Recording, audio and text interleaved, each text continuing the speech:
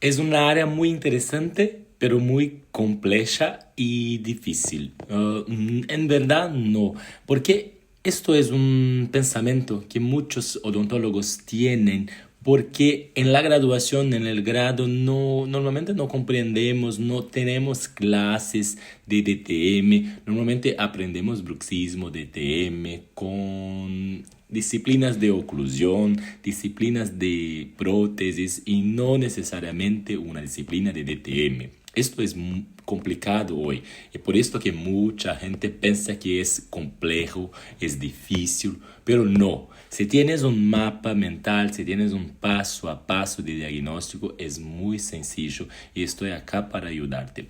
Por ejemplo, tienes siempre que pensar en la causa del dolor de tu paciente. ¿Dónde está teniendo la causa del bruxismo? ¿Es un medicamento, un refluxo, una apnea,